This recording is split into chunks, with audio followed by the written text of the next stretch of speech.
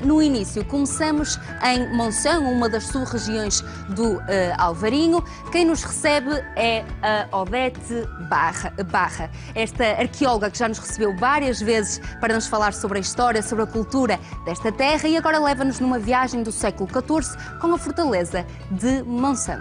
Vamos ouvir. Vamos ao mapa. Monção, muito bem. E é a Vânia Antunes que nos leva nesta viagem. Vânia.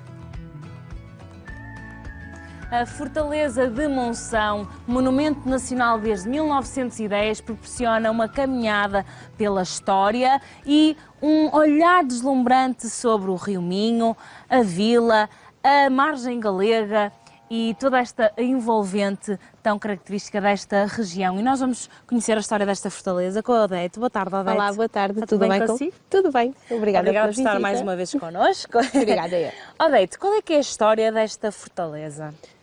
Perde-se no tempo, porque muito antes desta fortaleza nós já tínhamos um antigo castelo medieval aqui, uma povoação também, a qual sofreu muito durante as guerras da restauração, entre 1642 e 1668, e como tal houve necessidade de se construir uma fortaleza que protegesse todos os edifícios e toda a população que havia aqui. E então, nesse sentido, surge esta fortificação, cujos primeiros desenhos são exatamente de meados do século XVII e cuja fortaleza foi sendo construída até pleno século XVIII. Aliás, muitas das plantas que nós temos da fortaleza datam exatamente já do século XVIII.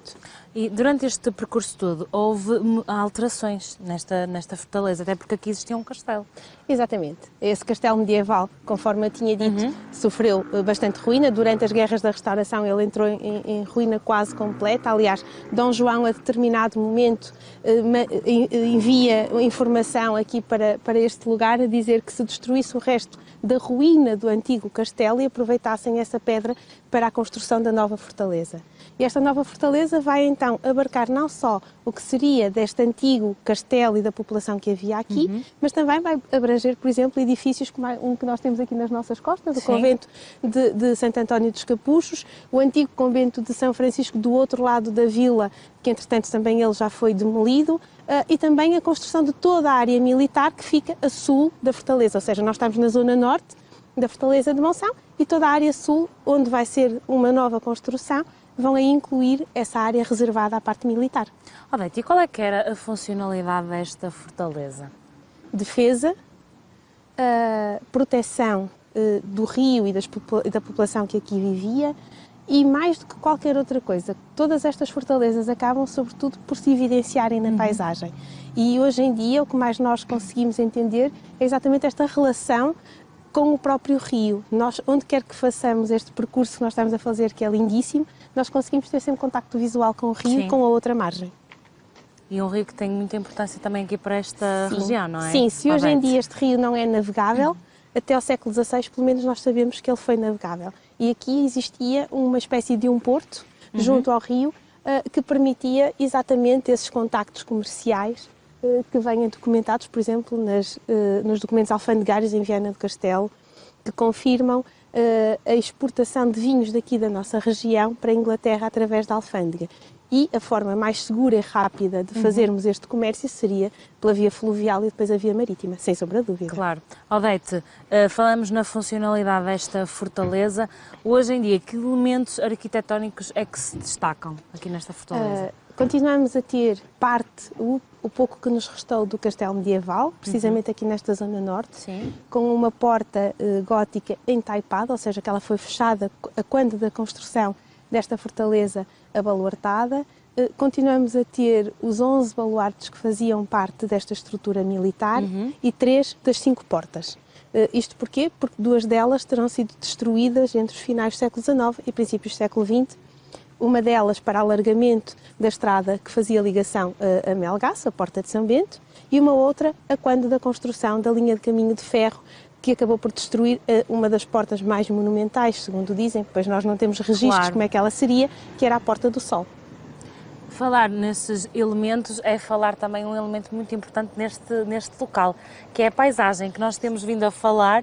O que é que daqui se alcança, Odete? Nós aqui conseguimos, além de entender muito bem a funcionalidade e a distribuição dentro de muros, ou seja, como é que funcionava e funciona ainda hoje em dia a vida dentro da fortaleza, com a divisão muito clara do que é os espaços religiosos, espaços habitacionais e o que seriam os espaços militares.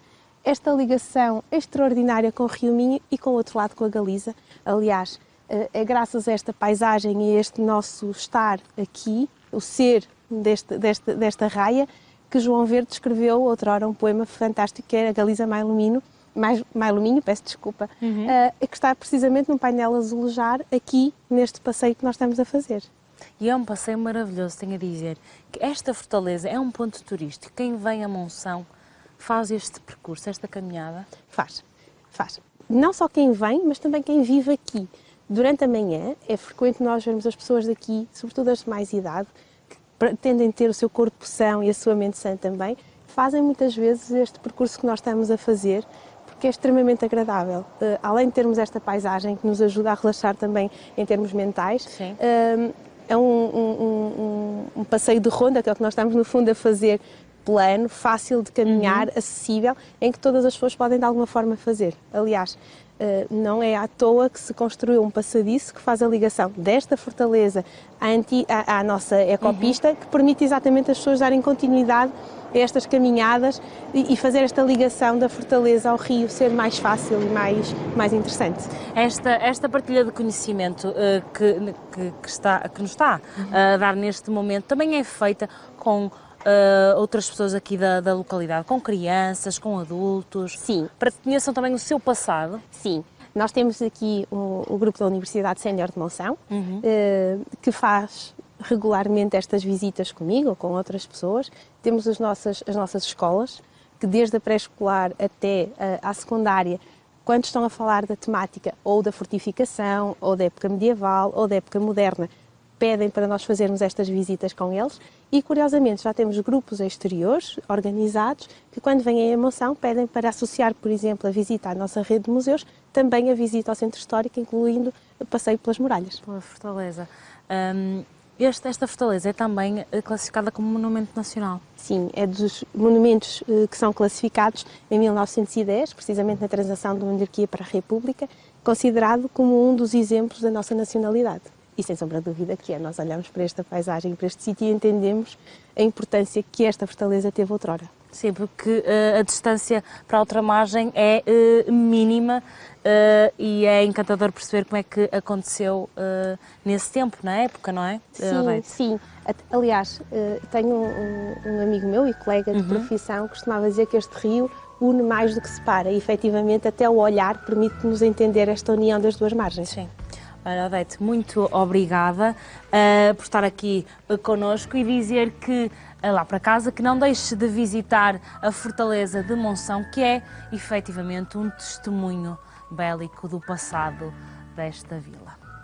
É verdade, muito obrigada, Vânia. Obrigada mais uma vez, Odete, que já nos acompanha quase desde o início do programa. Este monumento nacional que conta com longos quilómetros de cultura.